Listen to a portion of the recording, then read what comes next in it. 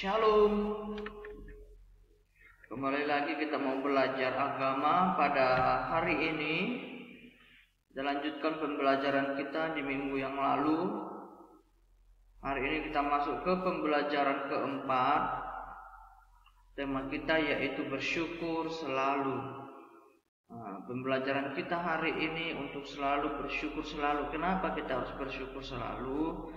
Hari ini kita mau bahas apa guna bersyukur di dalam kehidupan kita. Bacaan Alkitab yang terambil dari Lukas 17 ayatnya yang ke-11 sampai ayatnya yang ke-19.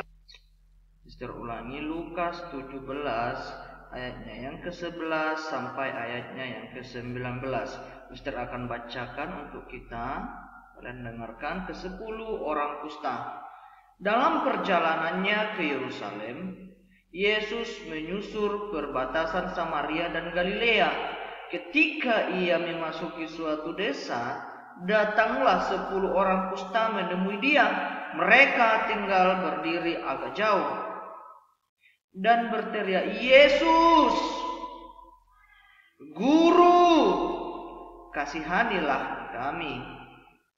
Lalu ia memandang mereka dan berkata, "Pergilah, perlihatkanlah dirimu kepada imam-imam."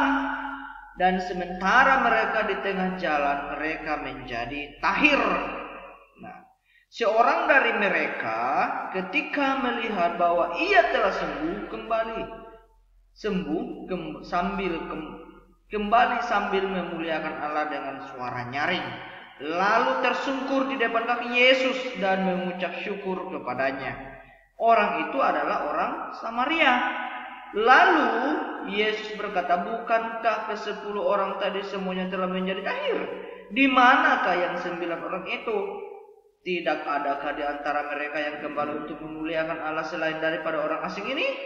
Lalu ia berkata kepada orang itu, "Berdirilah dan pergilah, imanmu telah menyelamatkan engkau." Jadi dalam pembacaan firman Tuhan pada hari ini, yaitu di mana ada 10 orang kusta.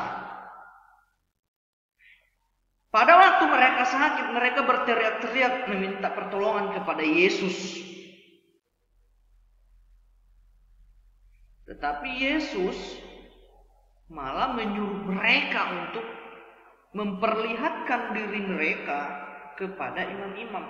Karena iman mereka, karena mereka taat, mereka pun pergi untuk menemui imam-imam. Tetapi di tengah perjalanan, penyakit kusta mereka atau penyakit mereka menjadi sembuh. Ternyata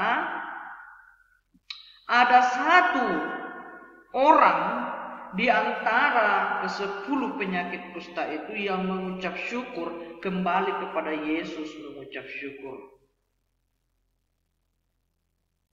Orang sakit kusta yang satu itu dia kembali kepada Yesus dan bersujud di kaki Yesus, sudah mengucap syukur atau mengucapkan terima kasih. Tetapi yang ke-9 orang itu malah meninggalkan Yesus. Yang perlu kita contoh atau yang perlu kita pelajari pada saat ini adalah ketika yang satu orang itu mengucap syukur, kembali kepada Yesus untuk mengucap syukur. Kenapa dia mengucap syukur? Karena dia telah disembuhkan oleh Tuhan Yesus. Perbuatannya itu dipuji oleh Tuhan Yesus. Kita lanjutkan ke materi. Apa itu penyakit kusta? Dari yang telah kita baca tadi, kita pertama harus memahami apa itu penyakit kusta. Hal nomor 1, hal-hal yang tidak benar tentang penyakit kusta. Ada pendapat kurang tepat mengenai penyakit kusta. Penyakit kusta sering dianggap sebagai sebuah kutukan.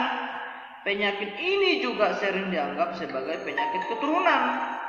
Penyakit kusta juga sangat ditakuti karena ada pendapat yang mengatakan bahwa penyakit ini tidak dapat disembuhkan. Pada kenyataannya penyakit kusta karena infeksi menahun yang disebabkan oleh bakteri. Jadi kusta bukan disebabkan oleh kutukan. Bakteri tersebut dapat menyerang kulit dan saraf tepi, sehingga jika terlambat diobati dapat menimbulkan cacat permanen. Inilah penyakit kusta yang dialami oleh ke-10 orang tadi. Nah, kusta juga sering disebut sebagai penyakit keturunan. Sebenarnya kusta itu jenis penyakit menular. Maka misalnya dalam sebuah keluarga ada yang mengidap penyakit kusta, ia dan anggota keluarga lainnya saling melakukan kontak setiap hari, lama-kelamaan anggota keluarga lain bisa ikut tertular. Inilah alur penularan penyakit kusta, sehingga penyakit kusta bisa dikatakan seolah-olah diturunkan dari ayah ke anak atau dari ibu ke anak. Dengan demikian, jika ada pendapat yang mengatakan penyakit kusta adalah penyakit keturunan, dan pendapat tersebut yang kurang tepat. Jadi pada zaman Tuhan Yesus, ketika ada orang yang sedang mengalami penyakit kusta, maka akan diasingkan ke satu pulau. Kenapa? Karena penyakit kusta ini menular. Orang-orang yang ada di kota tersebut tidak mau mereka tertular oleh penyakit. Akhirnya orang yang penyakit kusta itu diasingkan ke satu pulau atau di satu rumah. Tidak boleh mereka keluar rumah, karena menurut penelitian bahwa penyakit kusta itu dapat menular melalui kulit. Kalau tidak disembuhkan, maka akan menginfeksi dan akan menjadi cacat seumur hidupnya. Nah, penyakit kusta adalah penyakit yang bersifat menahun. Pengobatannya juga memakan waktu lama, tetapi bukan berarti penyakit tersebut tidak bisa disembuhkan. Kusta dapat disembuhkan dengan obat antibiotik. Obat tersebut bisa diperoleh di puskesmas atau rumah sakit sementara secara gratis. Setelah penyakit kusta terdeteksi, penyakit kusta bisa segera diobati dan bisa sembuh dalam 6-12 bulan. Jika orang yang sakit kusta itu berobat secara rutin.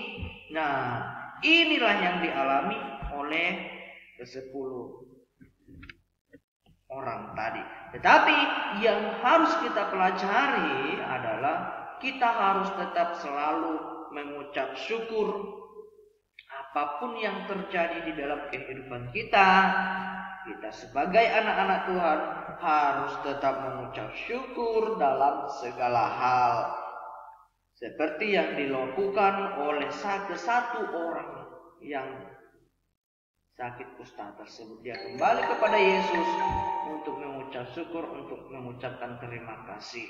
Nah, inilah yang Tuhan inginkan dalam kehidupan kita sebagai anak-anak Tuhan. Nah, pembelajaran kita hari ini cukup sampai di sini. Minggu depan kita lanjutkan ke bagian 2, penyakit kusta dan dosa. Demikian pelajaran hari ini. Untuk tugas tidak ada. Tuhan Yesus memberkati.